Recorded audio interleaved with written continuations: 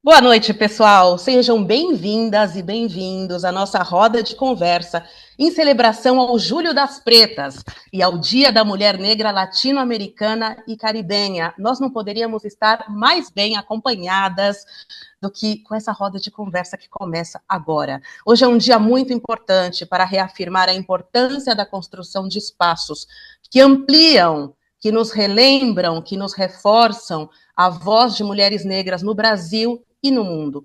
Vamos conversar com mulheres negras que vêm ocupando espaços, que vêm produzindo conhecimento e que vem narrando as próprias histórias, especialmente no jornalismo, mas não só. Eu sou Denise Mota, jornalista há mais de 25 anos, sou colunista da Folha de São Paulo e hoje tenho a honra de mediar essa conversa tão necessária com três mulheres incríveis e muito, muito poderosas e potentes. Essa roda de conversa é uma iniciativa da Rede de Jornalistas Pretos, a Rede JP, que conecta profissionais negros da comunicação do Brasil e do mundo. O que faz a Rede JP? Ela promove ações formativas, visibilidade e fortalecimento da presença negra no jornalismo. Desde 2018, a Rede JP atua de forma estratégica para ampliar e fortalecer a diversidade, a inclusão e a pluralidade de vozes nos espaços de comunicação. O nosso Julho das Pretas é todo dia e é todos os meses. As nossas convidadas são mulheres negras do sul do Brasil, que vão compartilhar conosco um pouco de suas trajetórias na comunicação. Eu vou apresentar brevemente cada uma delas e depois elas vão falar muito mais e muito melhor do que elas estão fazendo e já fizeram. Eu começo com Ana Cláudia Justino, que é jornalista, roteirista e coordenadora administrativa adjunta da Rede de Mulheres Negras do Paraná. A Ana Cláudia ela também é conselheira do CDM, que é o Conselho Estadual dos Direitos da Mulher, do Paraná, e mobilizadora da Marcha de Mulheres Negras 2025. A gente também tem a alegria de poder conversar com Sandy Silva, que é repórter, apresentadora e produtora. A Sandy ela foi apresentadora do Papo Castiço, um videocast sobre cultura negra veiculado pela TV Uninter. E hoje ela atua como repórter de trânsito em Curitiba, nas rádios Band News, Alfa FM, Difusora e Uni FM. Também nos acompanha Maria de Lourdes Santa de Souza, que é ativista de direitos humanos, foi a primeira mulher negra eleita ouvidora da Defensoria Pública do Paraná e hoje articula ações no Instituto Marielle Franco e em outros coletivos. De novo, é uma honra, uma alegria e um prazer enorme poder conversar com essas mulheres e também com todos que estão aqui. A gente vai ter uma instância depois de diálogo aberto, de perguntas, de respostas, de comentários. Então, fica aqui com a gente até o final, tá bom? Eu gostaria de começar então, abrindo espaço para essas mulheres superpoderosas falarem, gostaria de começar pela Ana Cláudia Justino. Ana, se você quiser começar, começando contando um pouco, uma breve trajetória sua no jornalismo, na escrita, contando um pouco para a gente, um pouco do que você faz e como você começou, e depois alguns desafios enfrentados na comunicação, e depois a gente continua esse papo. Boa noite a todas as pessoas presentes. Primeiro, nos saudar, né, enquanto mulheres negras, no nosso dia, né, nesse dia que a gente se celebra em luta, nossa luta que é permanente, como bem dito pela Denise, né. Para mim é uma alegria, enquanto uma mulher preta, poder ser escutada nesse dia de 25 de julho, ter a escuta aberta para minha voz é realmente muito feliz, um dia muito feliz para mim. Então, a minha trajetória no jornalismo, ela começa na área cultural, né? Então, eu saio da universidade e vou direto para atuar na área cultural. Eu tinha um desejo, né, muito é, influenciada pela minha mãe, né, de querer ir pelo lado do esporte, mas né, a gente sempre tem um mas no meio do nosso caminho, né? Não me quiseram nesse lugar, foi muito difícil. E aí também já tinha, meus pais são ativistas, né? E eu, depois que eu saí da universidade, eu vi um caminho para que eu saísse do ativismo, porque eu estava cansada. E aí eu disse: não, eu vou para a área da cultura, que lá deve ser tranquilo. E aí fui, Imagina. não é? Fui lá para a área da cultura, fui fazer pauta, fiquei na produção. Não me deixaram ir para frente da câmera, mas me deixaram ir nos bastidores. Então, atuei em todos os bastidores, assim, de produção, de assistência, de assessoria e de direção também, direção de arte, e fui construindo esse o meu lugar na área da cultura, né? E esse espaço me possibilitou muitas coisas, até o desenvolvimento da minha própria escrita, né? Nesse lugar, né, artístico. E, e aí, depois desse envolvimento com a cultura, eu começo a me afirmar, me autoafirmar, né, como detentora dessa escrita, né, e passo a também falar em voz alta que eu sou roteirista, que eu sou documentarista e começo a escrever, né, para tentar editais e a produzir em si, né. Agora eu estou escrevendo meu primeiro longa. Maravilha, Ana. Não E é? alguns desafios até chegar nessa trajetória, você falou um pouco, né? Primeiro desafio é, de repente, sair da expectativa, né, familiar e se reconstruir dentro de um novo, dentro de uma nova imagem. Mas depois que você sai para o mercado, que você se decide, né, a ser uma mulher negra que escreve, que produz histórias, quais foram os desafios que você vislumbrou nesse primeiro momento e que até hoje também você Eu acho encontra ou que detecta? desde da saída ali da universidade, que a universidade é meio ilusória ali naquela questão de você pode tudo, sabe? E eu também nessa questão de que meus pais sempre me colocaram qual que era a real, mas quando você Uhum. está de fato por si, né, dizendo o seu próprio nome, é outra experiência, né? De outro local. E ainda com uma família que não tinha ninguém, né, na área do jornalismo, ninguém na área da comunicação, também para orientar, então eu tive que capinar sozinha, né, esse caminho.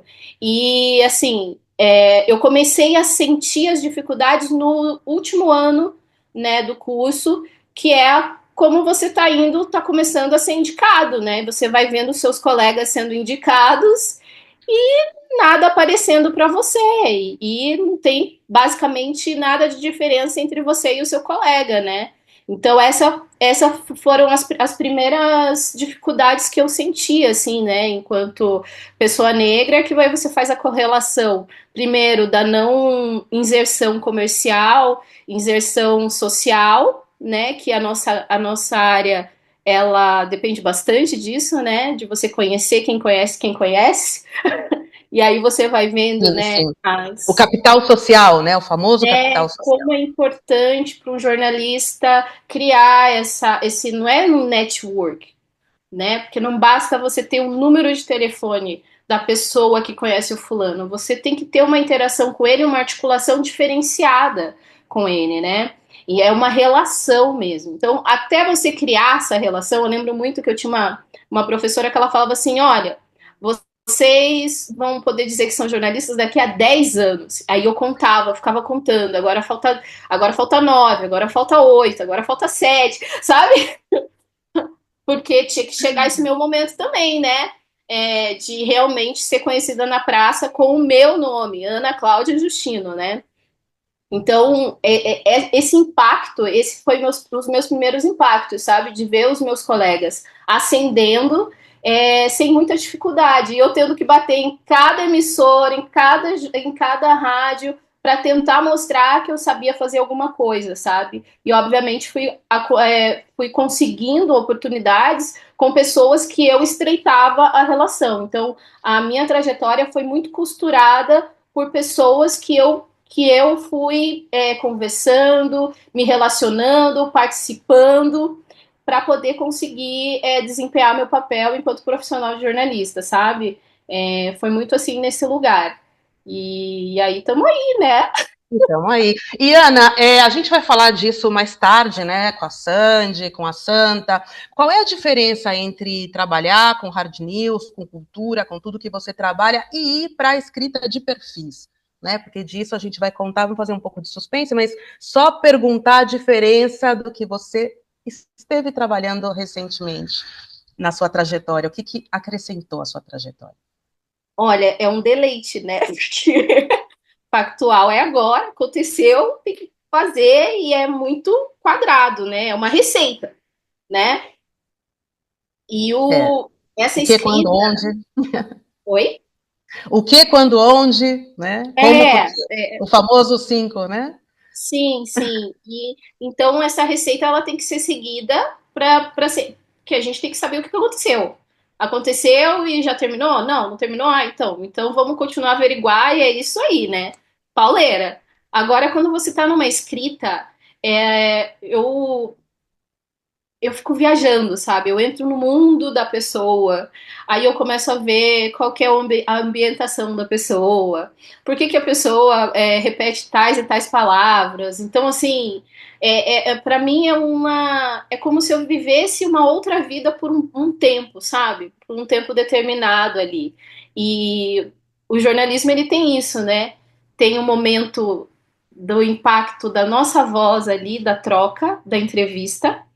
Depois tem o caminho de volta, não sei como as minhas colegas como que foi, mas tem esse caminho de volta quando a gente entra no carro ou vai pegar o ônibus e volta depois da entrevista, assimilando tudo aquilo que você ouviu e no nosso caso em específico com esse espelho, né, Hum. entre mulheres negras, né, do que ela disse, o que que eu passo também, correlaciona a geração, a idade, né, o que que ainda é igual, né? Então você vai viajando nesse momento, né? Depois da entrevista e depois tem a questão do ouvir, né? O que que foi falado, o que que você falou, como que você reagiu com a sua entrevistada e aí vem o lance das deusas, que é você com o computador aqui, né? Tá ali, ó, o cursor piscando. Esse é o momento de você. Aí é a catarse, pra mim é a catarse, porque daí eu já me assimilei tudo, já tô envolvida pela minha entrevistada, e aí eu vou que vou, né? E E aí aí meu vai que marido que vai. aguente, porque é só esse o tema, né? Eu queria aproveitar essa deixa aí e chamar para a conversa para a Roda Sandy, que está nesse mesmo processo dessa obra que a gente vai detalhar melhor depois. Sandy, muito bem-vinda. Queria começar perguntando também brevemente sobre a sua trajetória, a sua experiência, assim como a Ana Cláudia contou um pouquinho. Conta um pouco como você chega no jornalismo. Perfeito. Salve a todos que estão online aqui, a todos que vão assistir num outro momento. Licença para chegar. Bom, eu me chamo Sandy Silva, estou com 39 anos nesse momento presente e a minha atuação no jornalismo ela foi pausada. Eu entrei com 17 anos na faculdade de comunicação social, que a gente escolhia habilitação depois, né? Só que naquele tempo, em 2004, não tinha acesso a bolsas, nem programas para a gente ter um nível superior. Então tinha que ser na raça. Eu escolhi a mais barata. Na época eu lembro que cada um de nós, eu, meu pai e minha mãe, ganhávamos um salário mínimo que era 400 e poucos reais e a mensalidade da facul era 900. Então foi um ano assim de muitas provações, desde energéticas, espirituais, alimentícias, e eu tive que interromper esse sonho porque não dava pé.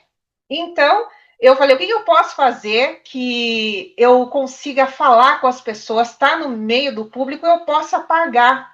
E quando eu entrei num estágio de comunicação social num hospital particular bem conceituado, aqui num bairro bem elitizado em Curitiba, que é o bairro Batel, o Hospital Santa Cruz, eu conheci a função de técnica de segurança do trabalho, que era o cabocrinho ali que estava no meio de todo mundo, conversava, dava palestras, era um comunicador interno. Aí eu fui ver o que era essa profissão, consegui pagar, fiz Senai e embarquei nisso. Eu falei, não, o que dá para eu fazer? Porque, infelizmente, não teve como sonhar e materializar naquele momento. Eu tive que me encaixar naquilo que era possível, que é mais ou menos a realidade de muita gente, né?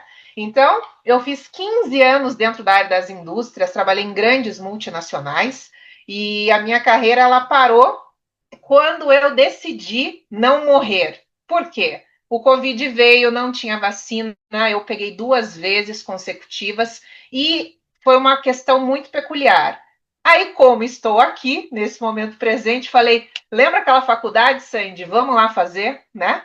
Então, eu coloquei como um propósito, né? Então, eu já estava com uma bagagem. Nesse entremeio, teve relacionamento, teve casamento, teve estelionato, teve roubo, teve perda de tudo, teve Covid. Vamos nós. Então, assim, eu recomecei do zero em 2021. Eu estou me formando nos próximos meses. Sou uma graduanda. Entrei no jornalismo aí com quase 40 anos. Vou me formar com 40 anos, né? Estou aí na reta final. E com a popularização do ensino, que eu consegui adentrar. Eu não consegui bolsas, porque se eu entrasse no ensino público, eu não poderia trabalhar por causa dos horários, mas hoje em dia está mais acessível uma faculdade, né? A gente consegue uns contratos, negociar com as particulares, e a Uninter me acolheu.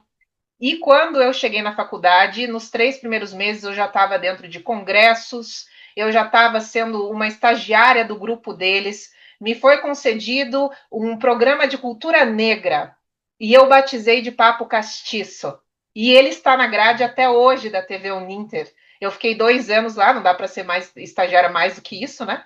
E eu deixei esse legado. E através do Papo Castiço que eu reconheci essa identidade, porque eu sou adotada. Eu fui adotada com 48 horas de vida, então eu não tenho essa linhagem de saber de onde é que eu vim, o que que é, as pessoas me dizem pelos meus fenotipos, enfim. Mas o Papo Castiço me trouxe a alegria do reconhecimento, porque quando eu chamava o pessoal, desde Iagunã da Alzira, Erivelton, que é um jornalista, cantores, pessoal da culinária, foram 41 programas, né, em um ano. Eles me chamavam de irmã. Eu falei, opa, então acho que eu estou achando o meu nicho. E hoje em dia, como você mesma disse, eu estou nas ondas do rádio, com o hard do Hard News, que é informações de trânsito, né, aí na Band News, na Alfa FM, em outras emissoras.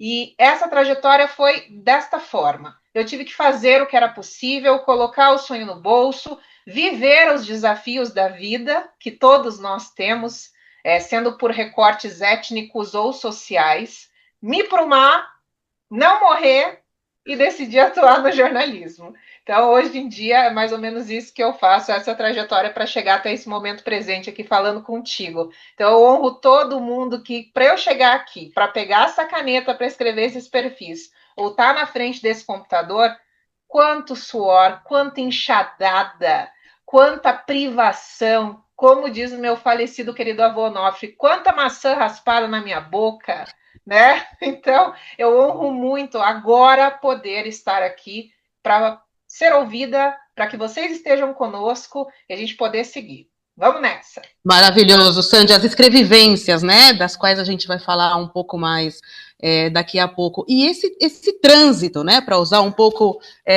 um tema que você entende tão bem, esse trânsito do hard news para os perfis, como dizia a Ana, né, essa coisa de se defrontar com a tela do computador e dar vida, de alguma forma, a uma vida, né, que foi compartilhada contigo por horas ou minutos ou dias, que leva conhecer minimamente uma pessoa para construir um perfil. Como está sendo, como foi esse trânsito, né, do hard news à escritura de perfis, à escrita de perfis? A rádio é um takt time de milissegundo. Não existe silêncio na rádio. Você tem que estar pronta quando ela te chamar. Não é quando você estiver pronta que vai acontecer. Então, o trânsito é o milissegundo. Eu tenho que atender aquele carrossel de 4 rádios. O perfil, ele me aporta em um aterramento onde eu tenho que ter a mínima condição de temperatura e espaço adequadas para que o silêncio invada para dar um start criativo. E depois a gente vai falar sobre essas dificuldades, porque não existe 24 horas iguais para todo mundo sabe disso, e para que a gente esteja disponível para poder destrinchar aquela divisão de vida que houve conosco, a gente tem que estar segura, alimentada, com tudo ok e com todo mundo atendido. E a gente vai conversar sobre isso, que isso é extremamente difícil, porque não é tua atividade fim, isso é um projeto paralelo. A gente tem que trabalhar em outros lugares para sobreviver, atender pessoas Os cuidados, tanto né? emocional como operacionalmente, enfim, e daí toda vez que você se coloca para poder digerir o que foi lhe entregue, se não tiver com essas condições minimamente atendidas, não vai. E quando que tá essas condições totalmente atendidas? Nunca, né? Então a gente vai conversar um pouquinho sobre isso mais tarde. Eu queria chamar para a roda também a Santa de Souza, que a gente apresentou brevemente. Santa, bem-vinda. Muito bem-vinda, Obrigada. se junte aqui conosco. Queria fazer o mesmo pedido, né? Um breve comentário sobre sua trajetória como jurista ativista maravilhosa, contar um pouco para a gente como você chegou até esse momento em que estamos conversando contigo. Uhum. Obrigada, Denise, né? Boa noite a todas, boa noite a todos, boa noite a todes. Olha, eu, na verdade, assim, vou ser bem sincera para vocês, eu estou emocionada e estou muito feliz e honrada de estar fazendo parte desse momento aqui com vocês, jornalistas negras, sabe? Isso, olhando, pensando na minha... Já foi passando um filme aqui, do quanto para a gente é importante hoje nós termos mulheres como vocês ocupando esse espaço. Então, só para falar um pouquinho da minha trajetória de vida, né, sou filha de um homem branco e de uma mulher negra e venho de uma família de 9 irmãos. Somos 5 mulheres e 4 homens. E eu, né, venho de sempre morei, fui criada na roça, minha mãe teve todos os filhos nascidos em casa com parteira, então fui criada na roça durante um tempo, depois vim para a cidade, fui estudar e, consequentemente, vim morar na cidade de Curitiba e foi aonde eu comecei a me envolver com movimentos sociais e principalmente com os movimentos negros, que a minha família ela é bastante militante com relação a essa questão. E aí eu fui trabalhar em fábrica de costura, né? Eu trabalhei muito tempo, em 5 anos, eu trabalhei como costureira, e junto com isso, eu tive uma oportunidade de uma diretora de um colégio, que é das Irmãs do Divina Providência, em 95, quando ela promoveu uma ação de políticas afirmativas, e ela incluiu no colégio pessoas negras, que não tinham professores nem funcionários. E foi quando, então, eu entrei no colégio como auxiliar de serviços gerais, mas como ligeira que eu sou, rapidinho eu recebi uma proposta, e eu virei recepcionista daquele colégio e fui estudar pedagogia, porque eu estava dentro de um colégio. Então, eu fui fazer pedagogia, mas nesse meio tempo eu recebi uma proposta de trabalhar como assessora parlamentar de um deputado federal, e foi aí onde eu deslanchei nas políticas, né, de direitos humanos. Então, para lá eu mergulhei na questão, né, da violência contra as mulheres, principalmente na questão racial das comunidades quilombolas aqui do estado do Paraná. A gente vivia um momento de muita violência no campo, né? Então, eu me inseri muito nessa pauta, contribuindo, inclusive, com a fundação e criação do Conselho Permanente de Direitos Humanos aqui do Estado e do Programa de Proteção a Vítimas Testemunhas, onde eu vivi durante muito tempo, participei, né, como conselheira e contribuindo na pauta de direitos humanos. Em 2007, né, eu procurei a OAB, fui fazer uma denúncia de uma questão de um abuso sexual, e aí eu conheci o seu Fernando, que era presidente da Comissão de Apoio a Vítimas e Crimes, e ele me convidou para fazer parte daquela comissão. E eu fui, né? Nunca tinha entrado na estrutura da OAB, falei, meu Deus, que mundo é esse? Realmente era outro mundo.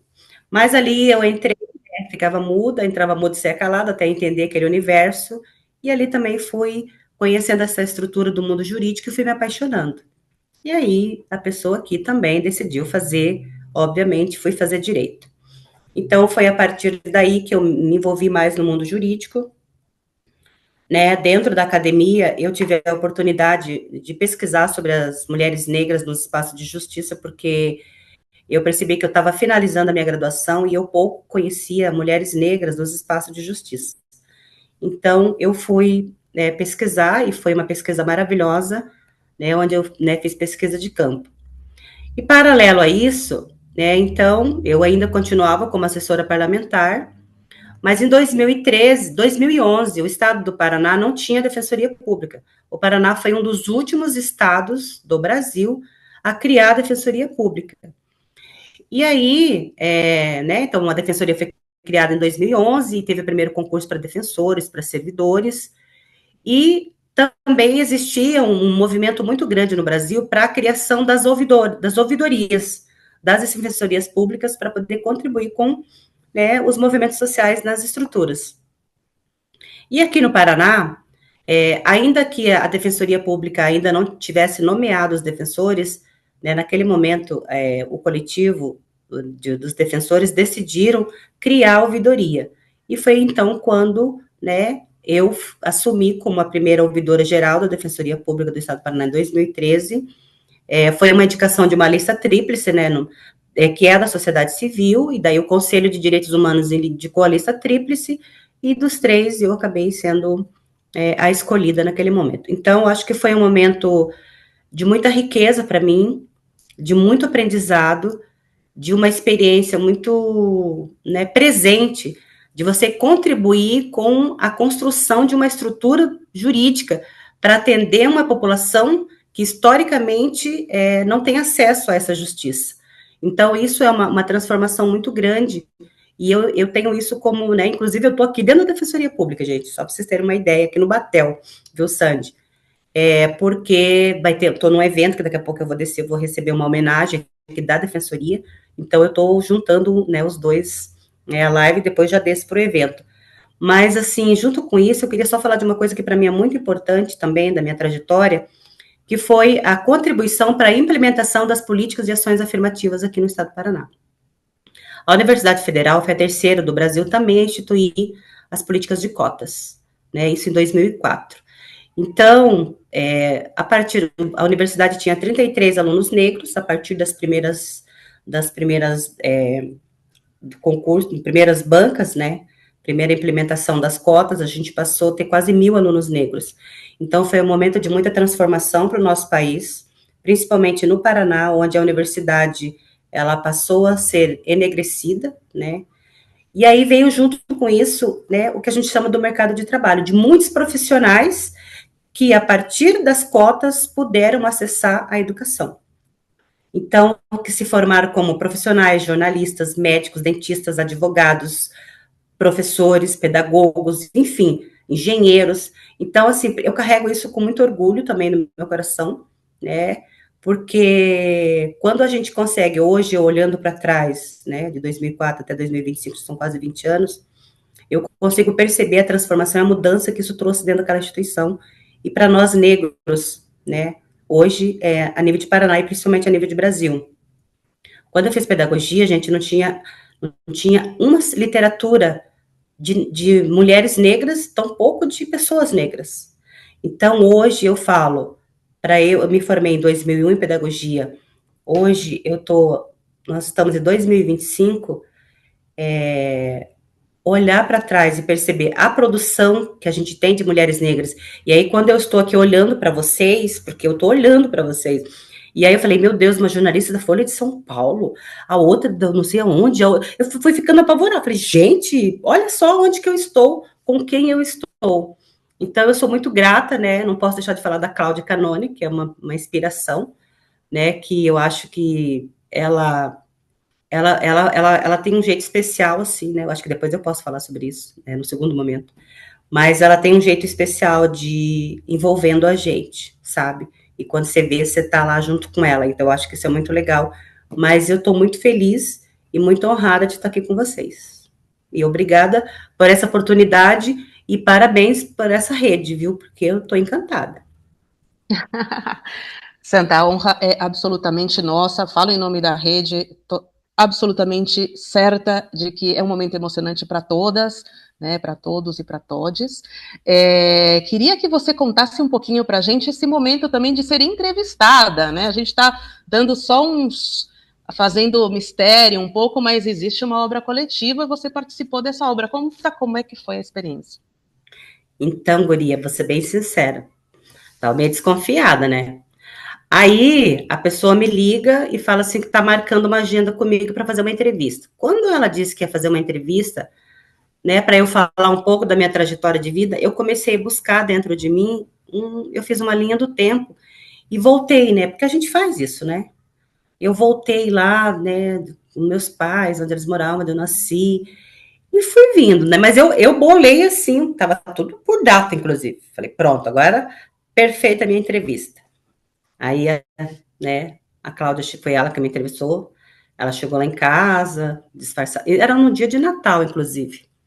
Aí a Cláudia chegou, meia, né, como se não queresse nada. Aí a gente foi tomar um café.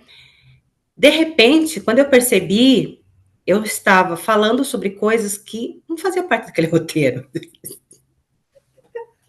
Então, ter sido entrevistada, né, eu acho que quando eu percebi a capacidade que ela teve como entrevistadora de acessar em mim a minha essência e não o que eu tinha preparado, porque eu tinha preparado o roteiro, então me fez perceber o quanto que parece fácil para quem está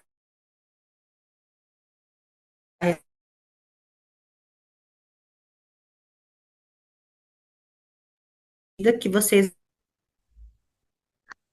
Tá cortando um pouco a Santa, ou vão sou trabalhando eu? com a Sim? gente, entendeu? Vocês vão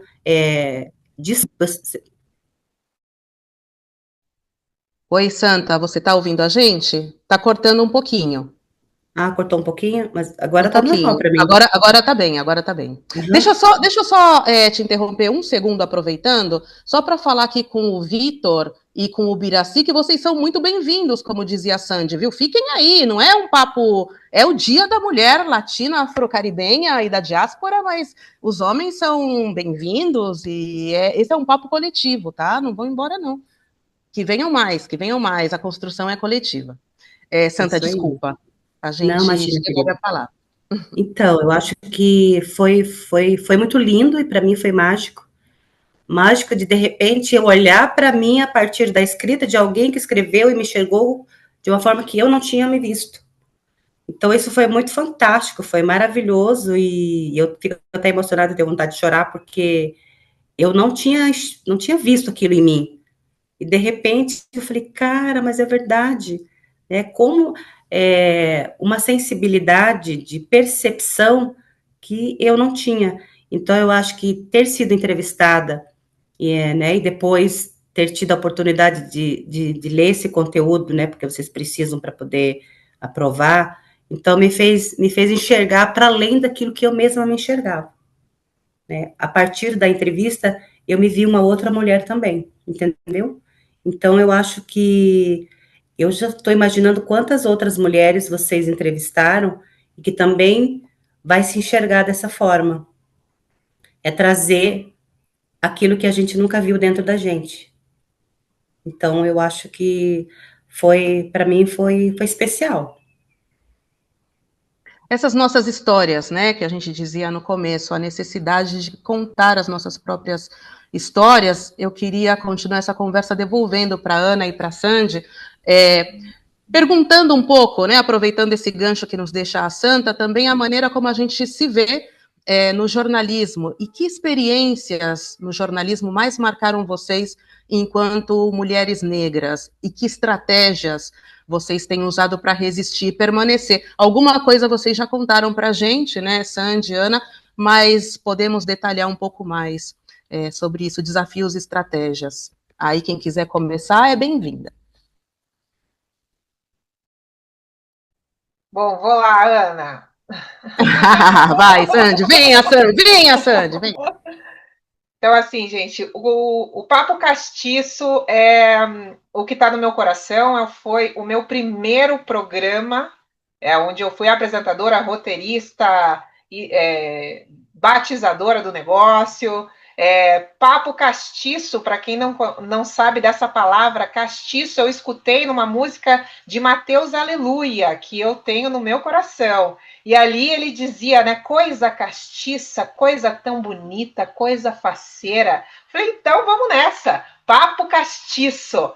E ali eu tive a condição de trazer o aporte do pessoal dessa afrocentralidade dentro de um leque muito variado.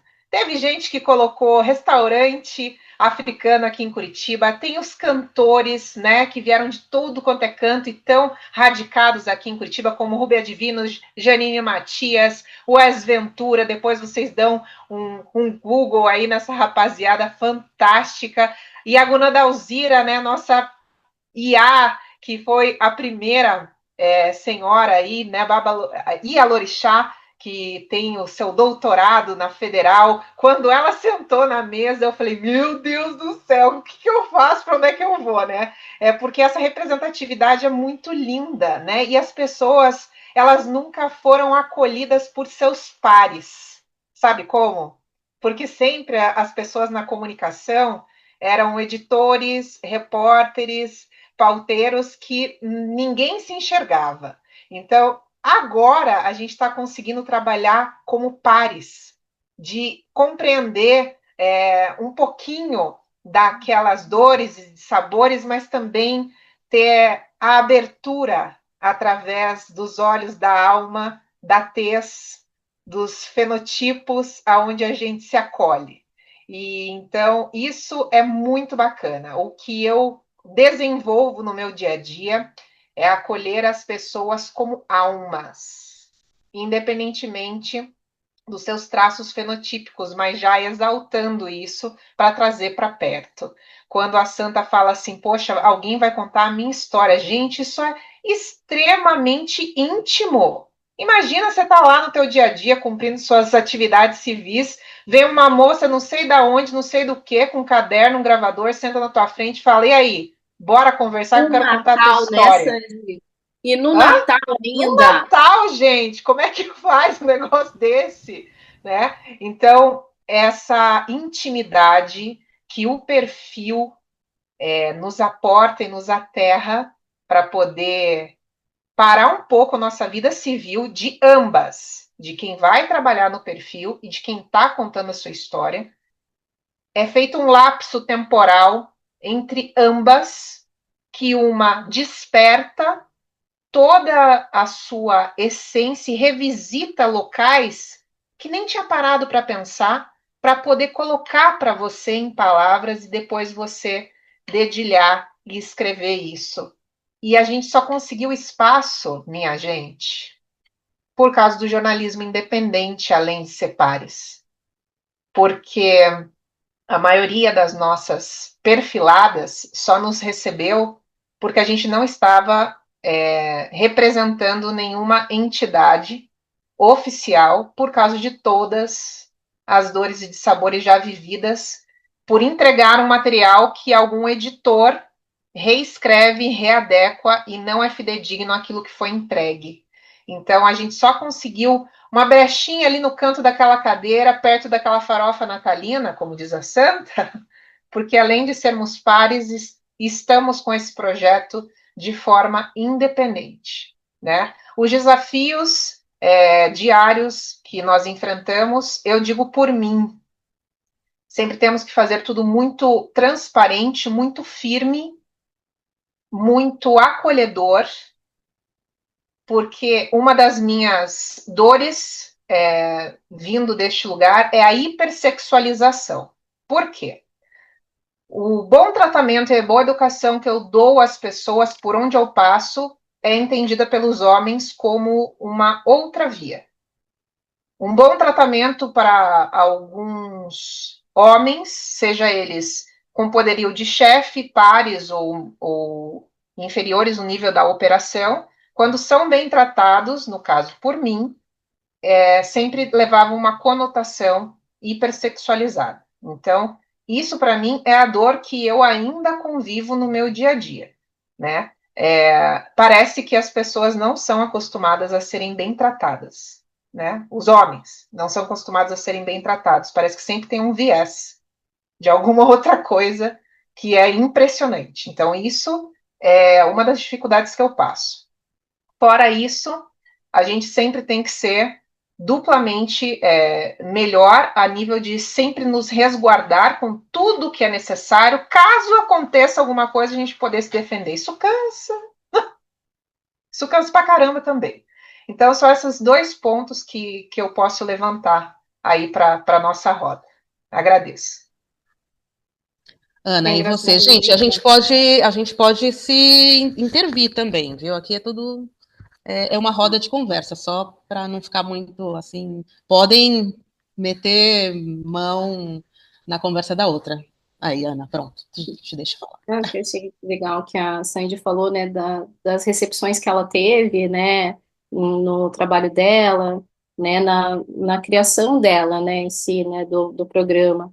E eu vivi muito isso nos bastidores, né, porque eu era produtora ou estava na função de pauteira. Então, quando você faz parte da produção, é você que faz essa recepção ao convidado, né? Você chega até ele, conversa, então, o programa vai acontecer, vai ser assim, assim, assado, ou se tem blocos, você vai entrar nesse bloco, você tá bem, você quer uma água, você sabe? Então, quando tem dois artistas, né, que são aí nacionais, que eu encontrei nessa situação, né, de abordagem, antecedendo a entrada do bloco, e aí eu encontrei com o Alexandre Pires e tal, aí boa tarde, tudo bem? E aí, como que você tá?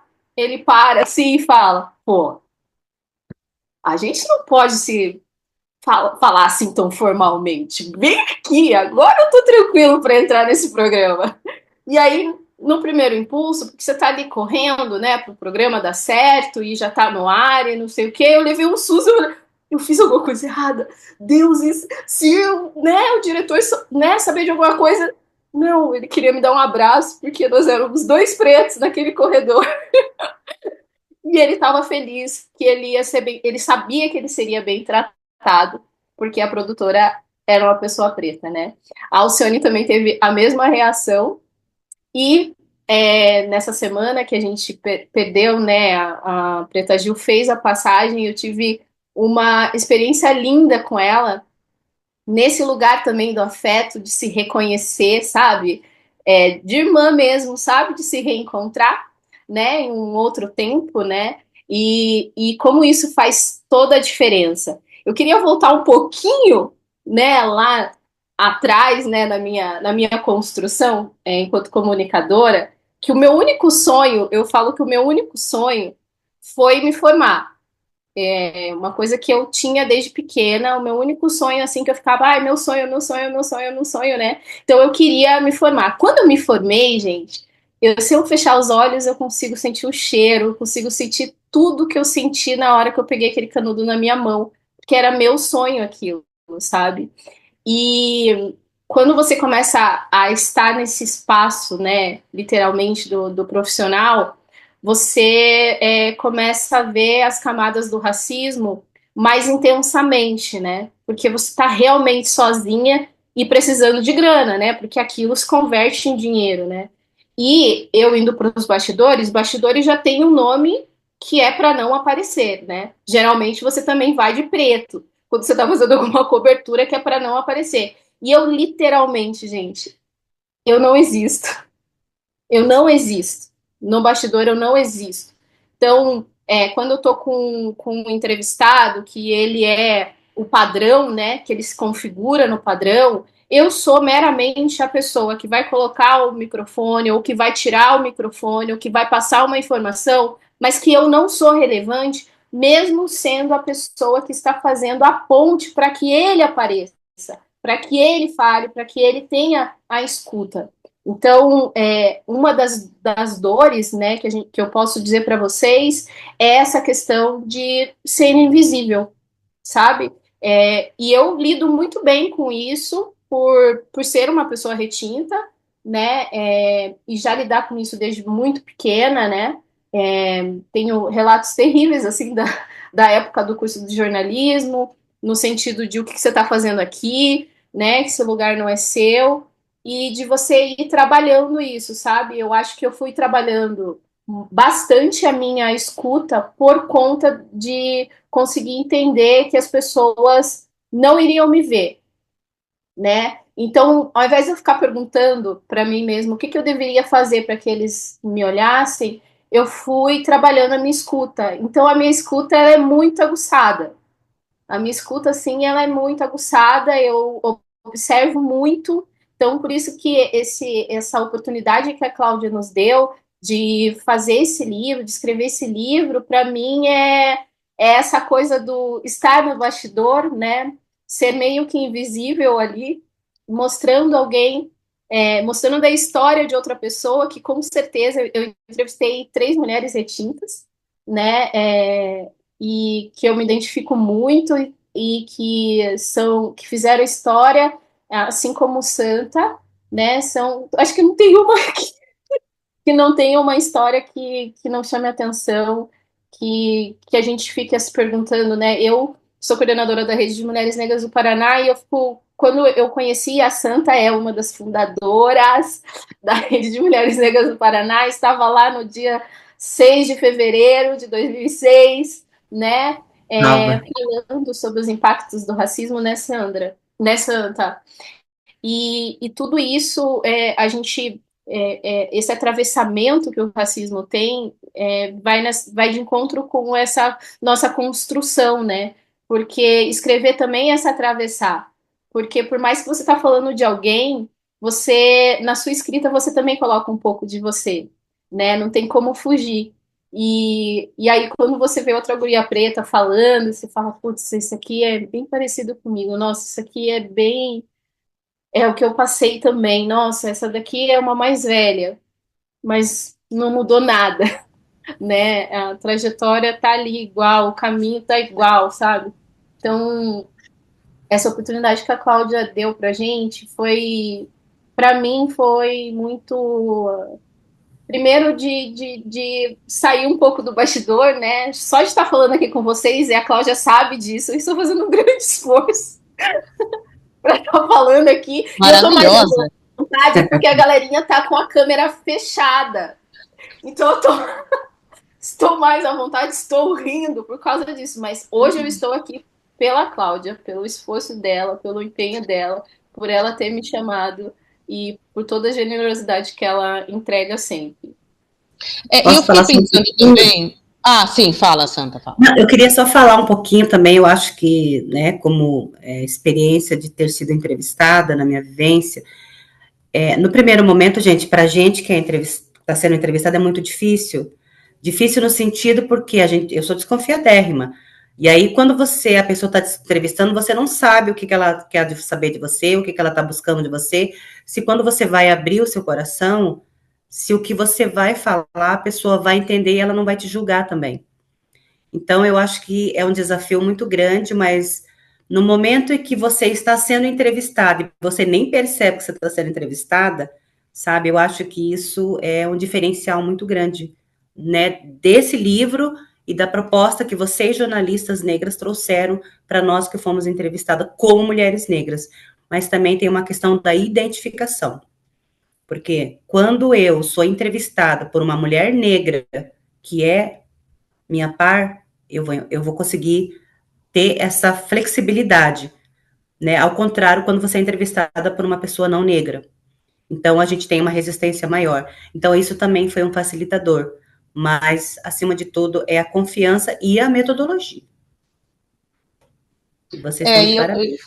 E eu estava pensando quando a Ana falava também, né, na invisibilidade, no bastidor, porque muitas vezes, mesmo que você esteja à frente das câmeras, você também está invisibilizado, né? Quantas vezes, posso perguntar para a Sandy, para as mulheres que trabalham com jornalismo, você coloca seu ponto de vista e seu ponto de vista é absolutamente ignorado, e de repente vem um colega e fala a mesma coisa e é aplaudido, então você fala, mas espera aí, não é verdade? Então, essa invisibilidade também de que a mulher negra não tem nada a dizer. É como, né, você está lá realmente, como dizia a Ana Cláudia, né, no bastidor de preto, fazendo a coisa acontecer, mas você é parte da paisagem. Eu achei interessante isso que você conversou, que você contou, Ana. Eu queria passar agora sim, vamos contar a grande novidade, né? A gente sabe que os desafios enfrentados por mulheres negras são muitos no jornalismo, a gente está falando disso nesse exato momento, por isso as redes, os coletivos têm sido fundamentais para fortalecer essa caminhada. E, enfim, recentemente vocês participaram da criação de uma obra coletiva que reúne os perfis de 30 mulheres negras, de suas trajetórias. Uma delas é a Maria Lourdes Santa de Souza. Então, assim, antes de ouvir agora sim, diretamente, em detalhes sobre essa obra, sobre essa construção, como foi essa experiência, eu quero começar escutando de novo um pouquinho da própria Santa de Souza. Santa, como foi para você ter essa experiência e ter essa história registrada? Você já contou um pouco, mas eu queria agora, assim, todo mundo já sabe, que vem um livro por aí com um perfil de 30 mulheres negras, como foi no seu caso, se ver refletida, né? Você conheceu algo de você que você não sabia? Você já disse que sim, mas eu queria saber o quê. Então, eu acho que primeiro, né, foi primeiro pensar num livro que tinha 30 mulheres negras. Já fiquei, eu nem sei quem são todas, na verdade, eu sei algumas só, muito pouco. E segundo, porque eu também sempre tive um sonho dentro de mim, né, de ter a minha autobiografia, ou contar a minha história, porque eu acho que nós negros, a gente veio de uma realidade onde a nossa história nunca foi contada, né, e quando ela é contada, e se foi contada, sempre foi contada de uma interpretação de que não era do nosso próprio ponto de vista. Então, quando eu recebi essa proposta, né, que a Cláudia falou, que estava escrevendo, que estava com esse projeto, e que eu seria uma das entrevistadas, então isso me trouxe a reflexão de pensar, nossa, agora eu vou ter a minha história escrita em algum livro, num livro, e ter a minha história escrita num livro com mais 30 mulheres negras, falei, nossa, então isso traz para a gente o reflexo da visibilidade, né, do reconhecimento, do respeito, mas acima de tudo, de saber que daqui 30 anos, 40, 50, 60, sei lá, alguém vai pegar esse livro e vai ler, e vai falar, nossa, olha só. Então, é você ter a sua história registrada, né, para o século, para a história ficar, né, ali na memória das pessoas. E, né, eu lembro no curso de Direito, eu tinha um professor que chamava professor Osias, ele gostava muito de falar sobre livros, né, a gente fazia o Cine Osias, e eu gostava de ir no cine, porque eu tenho preguiça de escrever, mas eu gosto de ler, e gosto de saber a história das pessoas. E ele falava assim que o livro que a gente lê, aquela história que a gente né, adquiriu ali, você pode contar para milhares de pessoas, né? A gente se transforma num livro. Então, de repente, eu vi a minha história transformada num livro. Então, eu acho que, né, foi assim, ainda estou vivendo, porque eu estou louca, né, para saber do livro, óbvio. E, né, quem são essas mulheres, né? E principalmente também quem são essas mulheres que escreveram esses perfis, porque eu também não sei quem são. Algumas eu sei, outras eu não sei.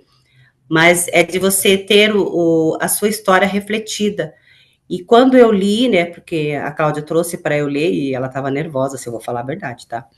Ela estava, menina do céu, e a gente foi nos três, daí a gente procurou lugar num café, chegamos lá, tava barulho, a gente saiu daquele café, e fomos em outro lugar, e também não deu certo ali, e eu falei, Cláudia, vamos procurar um outro lugar. No fim, a gente foi parar dentro de uma livraria, e lá foi porque ela leu o texto para mim, mas eu percebi que ela ainda estava ansiosa porque ela não sabia como seria a minha reação.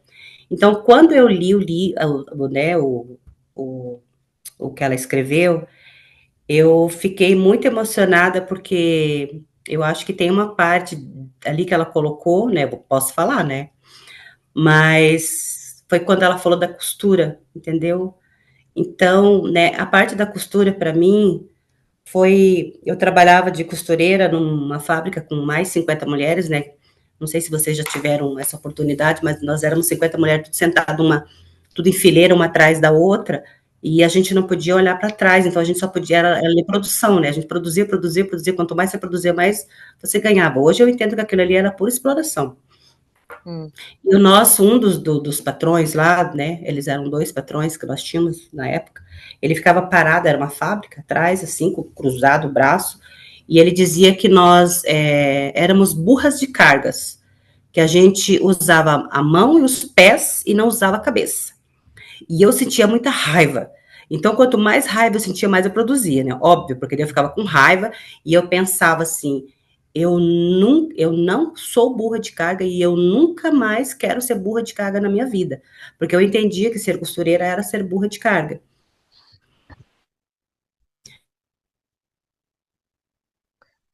Eu acho que cortou um pouco. Enquanto a Santa se reconecta, eu Costura é queria perguntar. Ah, voltou. Esperamos um pouquinho. maravilhosa, gente, é linda. Ela transforma a gente, ela traz autoestima. E acho que eu travei aqui. Vocês estão me ouvindo? Sim, estamos Vocês ouvindo. conseguiram Cortou um pouquinho, mas agora travou um pouquinho, mas agora a gente está te ouvindo. ver que, na verdade, a costura, então a Cláudia trouxe isso no texto.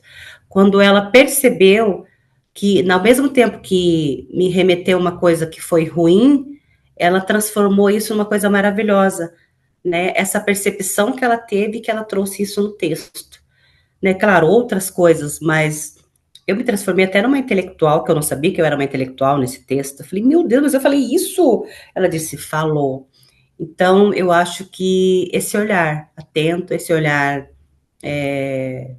cuidadoso, mas, acima de tudo, o olhar de enxergar quem a gente é realmente, né, para além da pele. Exatamente. Sandy, Ana, contem um pouco dessa obra. A Santa já deu um pontapé aí, mas o que vamos ler? Conte um pouquinho. Dá um pouco mais de detalhes para a Santa, que está curiosa também. E eu também, claro. Vai lá, Ana. Eu não sei, Sandy, o que que elas vão ler? O que que elas vão ler? Eu acho que a costura é um ponto de encontro, né? É, mas a gente, para mulheres negras, sobretudo para mulheres negras, esse livro é um espelho. Esse livro é um espelho, esse livro é um. Sabe aquele tecido? Ó, eu não sei se vocês conhecem a artista Eliana Brasil. Ela tem uma obra que é muito lindo, né? Que ela costura, se chama O Avesso. E aí você imagina que você está falando, ela costura o rosto da pessoa, né? E aí você vai para o lado certo da costura, né? E ela diz que o lado correto é o de trás, porque é onde você coloca os pontos, é onde acaba a linha, e aí você retoma o trabalho, né? E esse livro é muito isso, assim, sabe? É uma oportunidade de escuta única, que você vai ver que vai ter vários fios condutores entre uma história e outra, mas sobretudo eu acho que a gente ainda está iniciando esse lance de fazer escuta a mulheres negras, né? A trajetórias negras, né? Então vai ser um exercício também de leitura, um exercício de entendimento sobre o que essas mulheres, por quais caminhos essas mulheres passaram e o que as motivaram a continuar nesses caminhos. Porque não é só o ser santa que está ali, é a persistência dela, de alguma maneira, de passar por tantos caminhos, por estar ali estudando, se reinventando a cada momento, a cada lugar que ela passou, ela não deixou de dizer, olha aqui, eu estou aqui de corpo inteiro, comprometida com esse lugar. E falando, ouvindo, né, o relato dela, eu lembro das minhas, né, que eu perfilei 3 mulheres negras e o fio condutor entre a Santa e elas, com certeza é esse lance, né, da gente estar sempre pronta, né, para o que der e vier, né, preparada, né, estudando, se movimentando e respirando fundo e levantando para mudar a história, né? Cada uma, para mim, assim, cada uma mudou a história de algum lugar, assim. Eu acho que é isso que as pessoas vão poder ler. Sandy, como foi sua Então, experiência? gente, o Mulheres com M maiúsculo, sim, esse é o título dessa grande obra que está chegando por aí, que tem pré-lançamento já em outubro pela Universidade Federal aqui do Paraná. Oficialmente ele vai ser lançado em novembro. Tem cerca de 31 perfiladas, histórias que levantam aí o debate por vários vieses. Cada uma dessas histórias, ela vai levantar um debate público, né? Então, além da Santa que vocês estão conhecendo aqui, que é uma das perfiladas, né? Vamos jogar mais uma aí que tem 44 anos de jornalismo dentro de uma das maiores emissoras, né? Aqui do Brasil, também está perfilada lá, né? É Dulcinea Novaes, tem gente que está ligada à terra, né? Eu escrevi sobre duas personalidades que estão ligadas à terra, no movimento do MST, outra, uma líder quilombola de um dos únicos quilombos que estão tombados aqui no nosso Paraná. Então, tem viés, como diz, de A a Z nesse universo dessa obra das mulheres com N maiúsculo. E uma das peculiaridades que vale ressaltar é que para ter esse título, menina, foi um negócio, hein? E foi chancelado esse título pela nossa querida Ialorixá, Iagunã da Alzira, num lindo jogo de búzios, que foi cravado ali, que está sacramentado para abrir esses caminhos com esse título, né? A gente tem essa questão aí do homem com H, né? Que isso vem reverberando há quantas décadas aí no métier, né? De uma dessas falas popularescas. Então, que a gente entra com as mulheres com N maiúsculo, né? Então, essa obra aí tá para ter o pré-lançamento pela Universidade Federal a partir de outubro e o lançamento oficial em novembro, certo? Vamos estar atentas aí, esperando. E o que vocês diriam para as mulheres negras que estão começando no jornalismo hoje? Olha, gente, eu acho que essa questão é muito peculiar, porque 2025 ela traz não só jornalistas formadas, a Santa falou, né, de 33 pessoas negras para depois 1.000 em uma ação, né, afirmativa de uma política pública, né. Hoje em dia a gente está conseguindo encontrar pares nas mais diversas profissões, a gente está saindo do nicho operacional, que era o nicho que era marcado, né, o nosso lugar, para que a gente esteja em outros lugares através da acessibilidade do estudo, né? Ser jornalista é como um grande administrador, você pode atacar em vários nichos, né? A comunicação ela é ampla, mas lembrando que a informação ela tem que ser fidedigna dentro de todos os parâmetros e a gente, por carregar essa tez, a gente tem que ter o acolhimento e colocar essa sororidade ao nosso favor para desmistificar e trazer a informação como utilidade pública e, por que não, também social e afetiva, que é o que a gente está trazendo nesse livro. A gente está colocando todas as características que os jornalistas devem seguir, como os critérios de noticiabilidade, a veracidade de tudo, colocar ali entre a literatura e o jornalismo, tá aquele viés ali, mas com aquela pitada de sororidade, né? Então, a gente tem que verificar, dentro desse super globo que o jornalismo apresenta, o que você se identifica, né?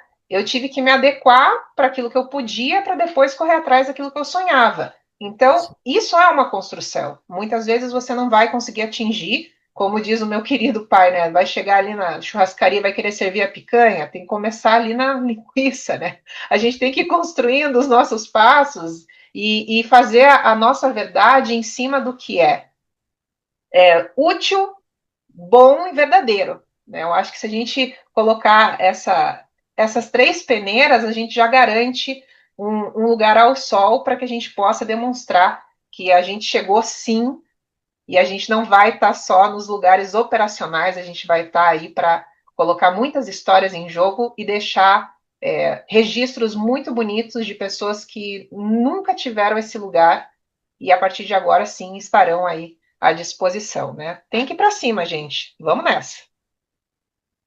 Ana, o que você diria para mulheres negras que estão fazendo aí seu primeiro caminho, dando seus primeiros passos na nossa profissão? Primeiro, saber trabalhar o valor do seu tempo, né? Essa loucura do factual nos leva a entender que o tempo é dinheiro para outras pessoas e não para a gente, isso de forma geral como profissional, né? Então, começar a entender o valor do seu tempo. Mesmo que essa notícia demore para você escrever um artigo, demore para você escrever 10 minutos, para você conseguir escrever um texto em 10 minutos, se você escreve nesse tempo é porque você trabalhou muito, estudou muito, tem muita referência para poder escrever um texto em 10 minutos. Você não escreve um texto em 10 minutos porque você é qualquer um, sabe? Então, trabalhar esse seu potencial, né, de trabalho e compreender também que na universidade ninguém conta para gente que os nossos chefes, os donos, né, das grandes corporações, não são jornalistas. Eles são da área de vendas. Então você vai ter você vai encontrar o seu conteúdo ligado à venda. A notícia transvestida de venda. E aí você se sente usado, você vai ter horas que você vai se sentir vendendo algo que é essencial, por exemplo, você vai ir para uma periferia para cobrir uma questão de social, né? De repente que aquela família não conseguiu acessar alguma política pública e isso ser usado de maneira a vender ou a fazer alguma questão para ajudar um político que você não acredita. E essas costuras e articulações existem dentro da nossa área de comunicação. Então, você vai desenvolver. Enquanto mulher negra, você vai desenvolver a sua estratégia para que você não caia nesse lugar. Para que na hora em que você for construir essa matéria, você consiga ser afetuosa, que nem a Sandy falou, não expor as pessoas de maneira agressiva, violenta. Você vai criar com o tempo, obviamente, essa estratégia, porque vai acontecer isso e você vai se deparar com isso. Então, de coração, assim, eu amo muito o que eu faço. Eu amo muito ser jornalista. Eu defendo muito a minha área, que eu amo muito escrever, eu amo muito observar o mundo. Então, se eu puder ajudar vocês de alguma maneira, observe, escute e observe mais do que fale. É esse o lugar que vocês vão conseguir alcançar, ter mais proveito, né, do trabalho, quando você está fazendo essa escuta e observando. Acho que é isso que eu daria como dica, assim. Escute e observe. Eu queria dar aqui um aviso de que a gente está aberto para o diálogo, tá? Para o intercâmbio. Estão chegando comentários, perguntas aqui. A Marcele Chagas, nossa querida coordenadora da rede JP, perguntando: queria saber o que surpreendeu vocês durante a construção do livro. Queria também chamar para essa conversa de novo a Santa de Souza, né? Entre vocês três, o que surpreendeu mais durante a construção do livro? Eu acho que, para mim, o que surpreendeu foi justamente a capacidade que a jornalista, né, no caso a Cláudia, teve de percepção, né, de perceber, mas a forma como ela foi conduzindo para que eu pudesse revelar os meus segredos, né, sem saber que era segredo. Então, eu acho que, né, isso foi muito, nem sei que palavra usar, mas acho que é misterioso mesmo. Os mistérios da escuta, Sandy. Mistérios da escuta. Título de um livro. Sim. O mais interessante, quando eu cheguei para fazer essa entrevista, foi que eu encontrei uma mulher com uma espada na mão, uma armadura no corpo, que praticamente queria guerrear comigo. Eu falei, então vamos. E aquilo eu falei assim, poxa, essa resistência que ela tem para que eu chegue na vida dela é totalmente natural. Porque quantas de nós já não tiveram açoites emocionais, sociais, trabalhistas? Então a pessoa para lá o dia a dia dela, senta numa mesa, olha para você, nem sabe de onde você veio, você vai escrever a história dela? Como assim? E daí, para que a gente se sinta acolhido e faça isso fluir, é o mistério da conexão. Só que a conexão ela tem que vir com humildade, com firmeza e com humanidade. Acho que os olhos são as janelas da alma da pessoa e eu faço isso.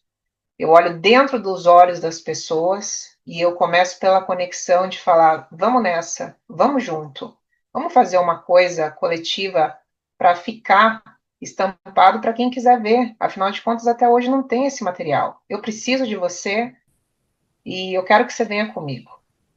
E, claro, foram horas. E eu levei um lenço de papel na minha bolsa porque eu sei do meu potencial. Eu sei que eu ia conseguir chegar em lugares que, quando revisitados, doem. E a pessoa no mundo civil, operacionalmente, está só atendendo atividades. Ela nunca parou para que seja escutada de uma forma profissional, para ser escrito um trecho da sua história. Isso é inédito para todas nós também. E aí é que vem o pulo do gato. É a gente tentar fazer essa conexão por afetividade, humildade e profissionalismo. A gente vai ter a sororidade, sim, porque nós viemos dentro de aspectos que são muito comuns. Pode ter passado 20, 30 anos, mas a estrada percorrida ainda continua com muitos pontos em comum, de nível operacional, de chegar com subempregos, de ser a única formada da família. Meu pai é analfabeto, minha mãe tem a quarta série, e isso se repete até hoje, mesmo sendo as mais velhas que estão dando o seu relato, né? Então, eu acho que o que mais me impressionou é ter que provar para a perfilada que eu também mereço o respeito dela, porque eu estou junto com ela e eu não vou fazer nada que vai afetar moralmente a exposição que ela está trazendo para mim. Por isso, conseguimos chegar até lá, pelo jornalismo independente. Vou frisar isso mais uma vez. Ana, o que mais te surpreendeu na construção dessa obra? Eu tive muita boa sorte com as minhas entrevistadas, assim, porque eu as conheço, né? E duas fazem parte da Rede de Mulheres Negras do Paraná, e uma é uma empresária chamada Thaís Ramos. Ela é a fundadora e idealizadora do Benguela, que é uma loja de cabelo de laces e tal, que agora ela tá conhecida nacionalmente. Maravilhosa, né, Denise? Já pensa assim, né? Eu quero muito ir aí, gente. Depois a gente tricota um pouco. Né? Amo, amo, sim. E ela maravilhosa, assim, também, mas eu sabia que as três em comum já tinham esse entendimento que a voz delas precisava ser entoada, né? A trajetória delas precisa falar sobre, né, a trajetória delas para impulsionar a vida de outras pessoas, e isso acaba impulsionando também, potencializando o trabalho delas, né, social. E acho que o que me chamou a atenção é, na verdade, não tem o que me chamou a atenção, sabe? Porque, como eu falei, eu entrevistei as três e, como retintas, a gente já tem um lance de olhar, sabe? Tipo, legal, você tá nesse lugar, que legal, olha onde eu tô É, também. exato, sim. Tem esse lance, tem essa troca, sabe? Então, eu não senti um embate ali na hora de falar, mas a Thaís, por ser uma pessoa que já está, né, no business e tem que dar muita entrevista e tem que fazer pitching, né, que é você falar com pouco tempo o que você faz, né, do seu trabalho, como que é a sua empresa, vender o peixe, né, ela veio muito preparada, ela estava com o textinho dela prontinho, né, na boca. Então, eu fui vendo as entrevistas que ela havia dado anteriormente, e era sempre o mesmo texto, e aí acabei levando uma caixa de lembranças, né? E correlacionando a entrevistas que ela já tinha dado, né, anteriormente. E a lace que ela entrega dentro de uma caixa, né? Daí eu falei, vou levar uma caixa com objetos para que ela desenvolva algo diferenciado caso ela me corte, né? Porque tem isso, né? Você é treinado para falar, faz media trainer, e aí não tem jeito de conseguir uma coisa pessoal da pessoa, né? Então foi uma conversa longa, acho que quase 3 horas, né, Cláudia? E, e nisso eu fiz essa dinâmica com ela, coloquei um pires, sabe aquele pires antigo, gente, que tem na casa. Eu tenho os pratos, não tenho mais o pires, mas eu tenho os pratos marrons, assim. E aí coloquei um pires, coloquei acho que um espelho, coloquei agulhas, obviamente um pente, né? Uma escova de cabelo também. E acho que foi isso, né? É. E aí, gente, tem que ler o livro para ver o que, que ela escolheu. Amo. Vou ler mais algumas Mas, perguntas. Ai, mas foi inesperado, tá?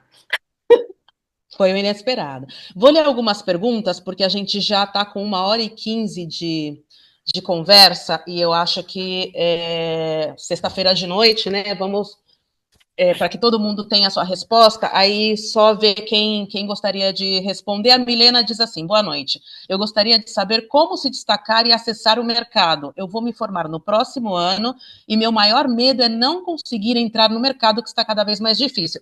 Eu pego aqui um pouquinho essa pergunta para falar um pouco da minha experiência, porque nessa conversa entre as jornalistas eu sou a mais veterana, mais experiente, não vou falar mais velha, mas sim, vou fazer 50 anos, 30 de jornalismo. Trabalho em meios grandes, trabalho na France Press, agência internacional de notícias, trabalhei na Folha, trabalhei na BBC. Então, o que eu poderia dizer, Milena, eu acho que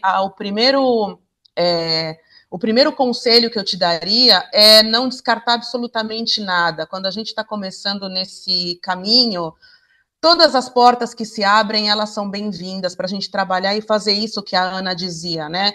Essas primeiras relações, você ir cultivando, construindo o seu nome no mercado. E eu acho que tem uma coisa no jornalismo que é a reputação. Se você sempre atua com respeito com o seu entrevistado, com a sua entrevistada, o boca a boca existe, ele acontece. E mais hoje em dia, né? O boca a boca é virtual. Então, assim, o mal se espalha muito rápido, mas o bem também. Então, assim, se você é ético, se você é nobre com o seu entrevistado, se o seu entrevistado ele se sente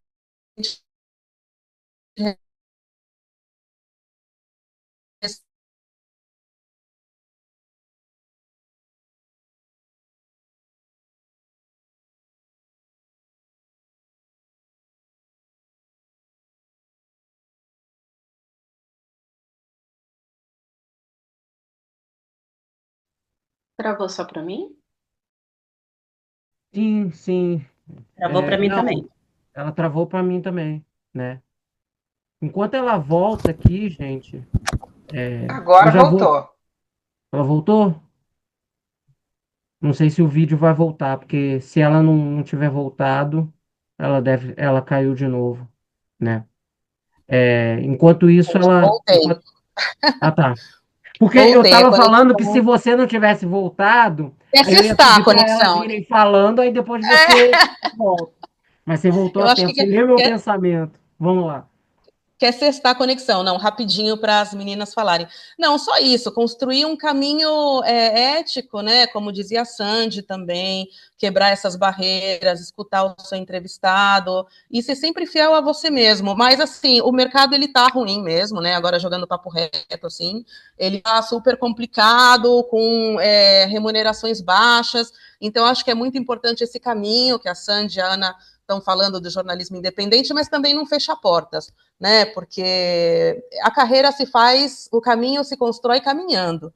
Né? Então, assim, em todos os lugares se aprende, em todos os lugares tem gente ruim, tem gente boa, tem trabalho bom, tem trabalho ruim, tem editores mais ou menos, tem editores excelentes, tem editores que respeitam o seu trabalho, tem outros que não. Então, eu diria de a porta que abrir, você entra com alegria, com entusiasmo e só faz o seu trabalho que a coisa acontece. Meninas, agora é com vocês. Eu só poderia. Milena, tem que Desculpa, Fernanda. experienciar. Imagine, Milena, tem que experienciar mesmo, porque depois que você experiencia, você escolhe o que te conecta, né? Eu estou no jornalismo há pouquíssimo tempo, eu vou me formar ainda daqui a alguns meses, eu comecei em 2021, e hoje em dia, depois do programa de cultura negra, eu estou na questão do rádio, né? Então, eu sou a Sandy Silva, aqui em Curitiba, né, que fala as informações do trânsito, mas também faz algumas coisas paralelas, como esse lindíssimo livro, e foi por convite. E ninguém veio porque eu sou uma grande escritora. Aqui é uma aposta e um acolhimento para todo mundo.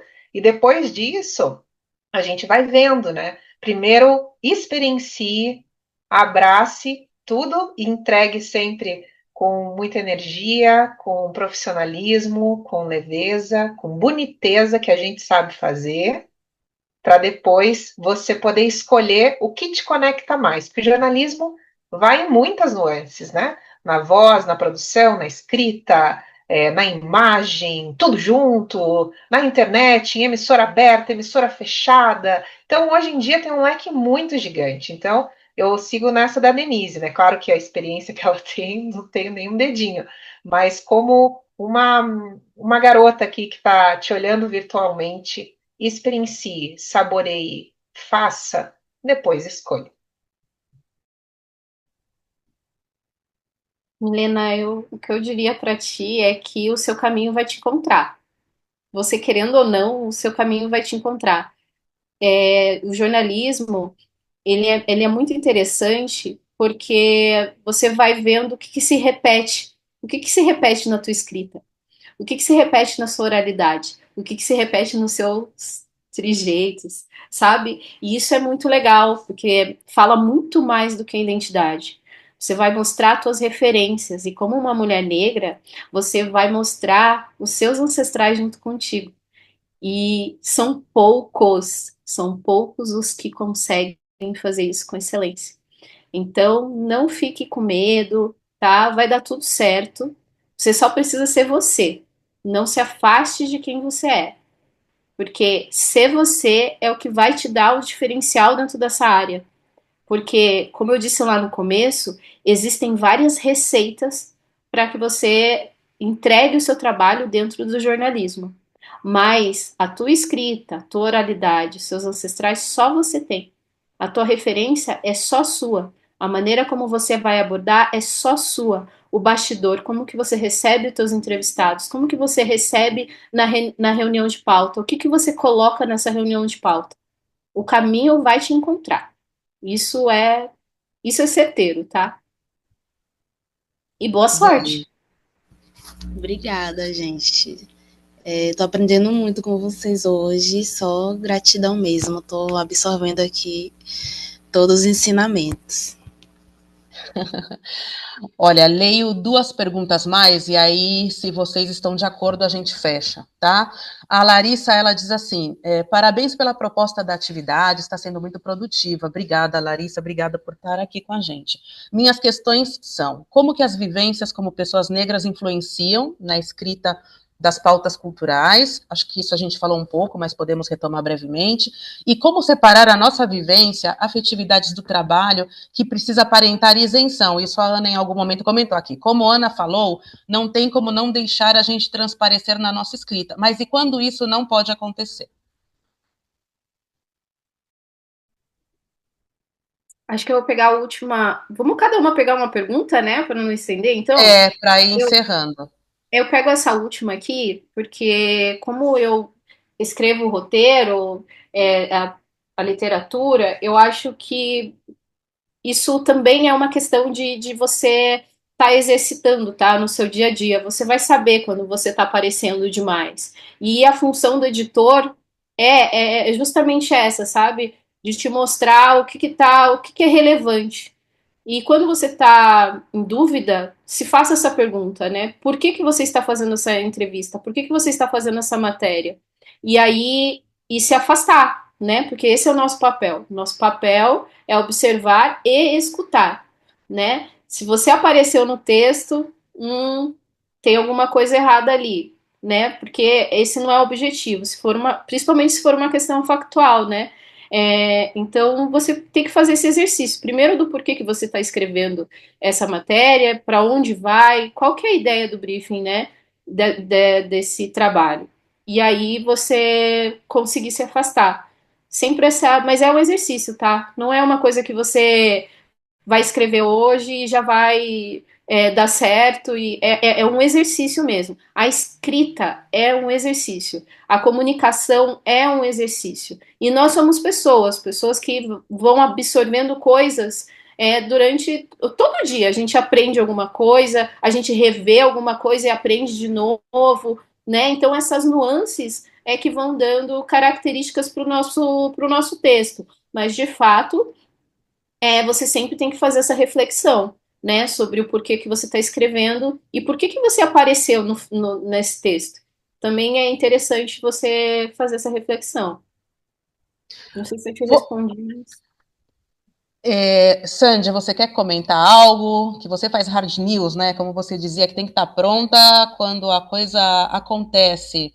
E essa pergunta é bem o seu dia a dia, né? Como não deixar transparecer. Ela fala na nossa escrita, mas enfim, no trabalho jornalístico em geral também eu ampliaria. Falando do rádio, o rádio vai te chamar e você tem que estar pronta. Não existe silêncio, você tem que estar pronta. Não está pronta? Fique. A sua voz é um caminho e a voz, ela entrega tudo o que você sente, mesmo sem você querer. Então, a inteligência emocional para a utilização da voz na questão do jornalismo, muitas vezes, vai um pouquinho acima de todas as técnicas que a gente precisa utilizar de noticiabilidade, da receita do que vem antes, do porquê, do como, onde e tal. Então, a tua postura, a sua entrega, a sua firmeza. E isso só vai acontecer fazendo, minha gente. Ixi, só vai conseguir andar de bicicleta andando. Não adianta ter milhares de teorias. Você só vai saber fazer fazendo. Agora, para o perfil, gente, o perfil, ele é reentranças e saliências de ambas. Porque alguém vai te entregar uma informação que você vai processar perante a sua projeção no mundo. Muitas vezes a pessoa me entregou que ela morava em Toledo e eu já coloquei como que era a vegetação daquele lugar, o que marca aquele local, aonde que Toledo entrou na minha vida, o que eu tenho de perspectiva para dizer onde é que ela mora. Isso sou eu. Ela me entregou que mora no município de Toledo, mas como é que eu vou entregar uma coisa gostosa, literária, para que você chegue em Toledo? É meu. É uma música? É um cheiro? É uma marca? Não sei. Então, perfil vai ser reentrâncias e saliências de quem está entrevistando e quem é entrevistado. Vai ter você impresso junto o tempo todo, para que você coloque as suas bonitezas das suas vivências, né? Das músicas que você escuta, daquilo que você já degustou de um sabor que ela te disse, como que você vê aquele sabor diferente dela, não sei. Agora, hard news é uma informação de utilidade pública para assessorar em algum momento daquele tag time. Então, é puramente operacional com a firmeza que você possa entregar. Mas perfil, gente, não tem como ter isenção. É uma dança a dois, ao meu ver. Vamos para a Laísa. Boa noite, pessoal. O que vocês diriam para estudantes de jornalismo que desejam atuar no terceiro setor com práticas voltadas aos direitos humanos e movimentos sociais, sobretudo em questões raciais? Bom, aqui a gente precisava ter a Marcele, ter a Cláudia, mas vamos ver o que a gente consegue entregar aqui, meninas. Eu acredito que a Santa, ela não é jornalista, mas ela poderia nos dizer a sua visão, projetando o que ela gostaria dentro do jornalismo, talvez, né? Depois eu dou uma palavrinha, tá, Santa? Vai lá.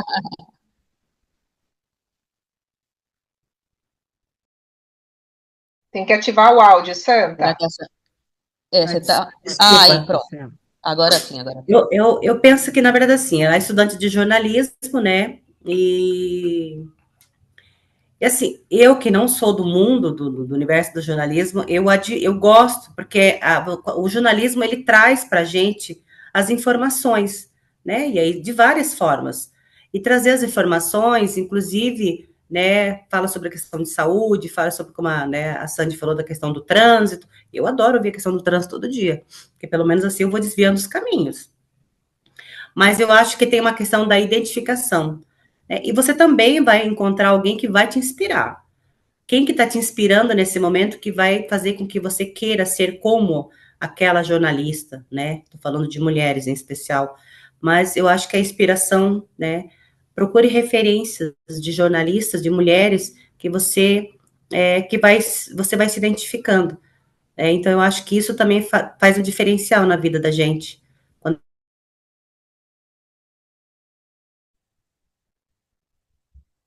Eu acho que cortou de novo. Esperamos alguns segundos, se não, Ana, que você queria fazer um comentário, poderia fazer.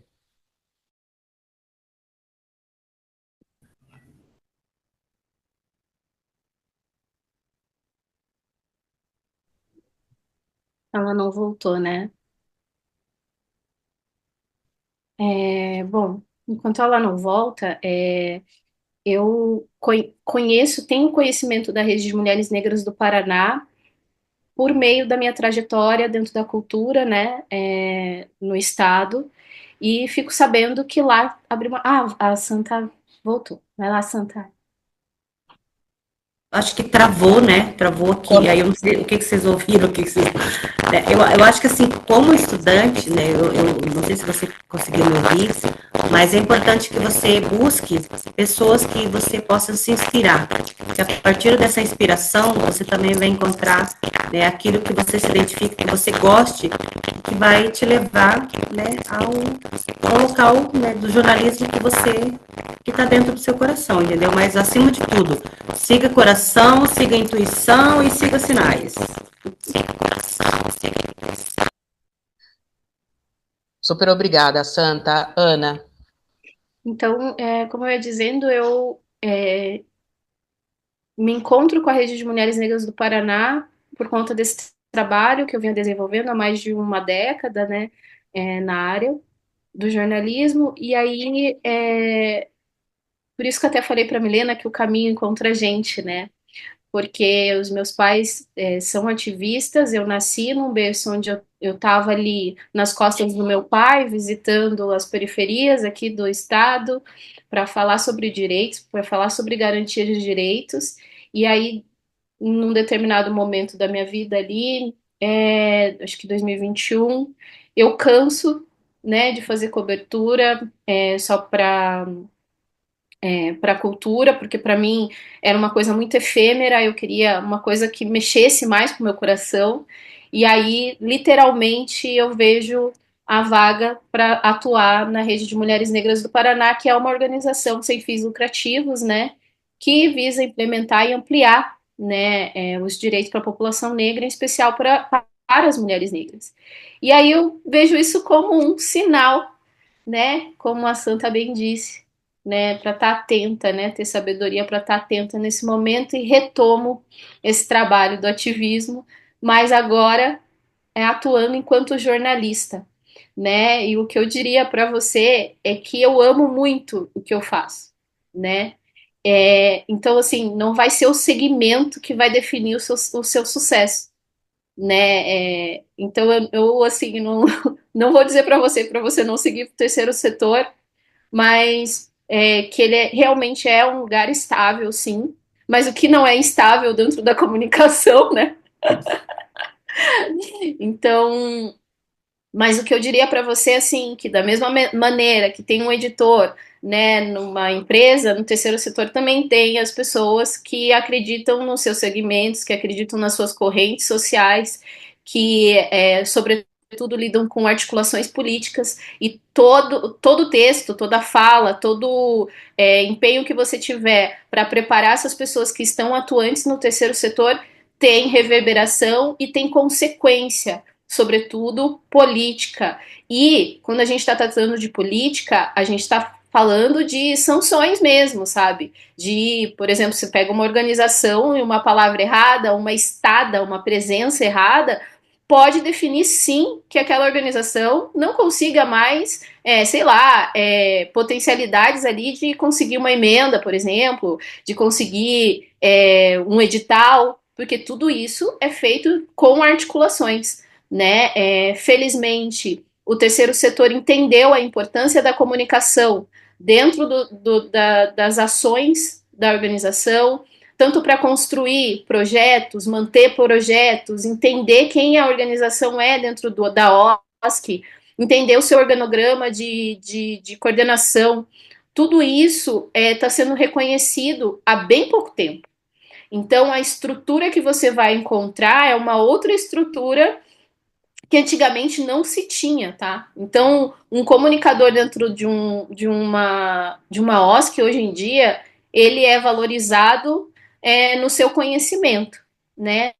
Então, não tenho como dizer que é ruim, tá? Mas é desafiador também, porque dependendo da OSC que você que você escolhe, no meu caso, uma rede de mulheres negras, eu também estou sendo objeto desse trabalho. Então, teria que se fazer aí colocar na balança, né? O que você quer no seu dia a dia dos desafios, né? Que aí vão para além, né, desse trabalho. Aí é a tua vida também que está em jogo. Sim, Ana, super obrigada a todos e a todas e a todes. Vamos esperar o lançamento dessas mulheres com N maiúsculo, que está chegando por aí, vai nascer no final do ano. Agradecemos imensamente a todas as nossas convidadas, aos participantes que nos acompanharam, a essas mulheres que compartilharam suas trajetórias, suas experiências, e um agradecimento especial a gente quer dar para a Cláudia Canone, que nos ajudou a construir esse evento desde o primeiro dia. Super obrigada, Cláudia. Muito obrigada também a todos vocês que nos acompanharam e até a próxima. Boa noite.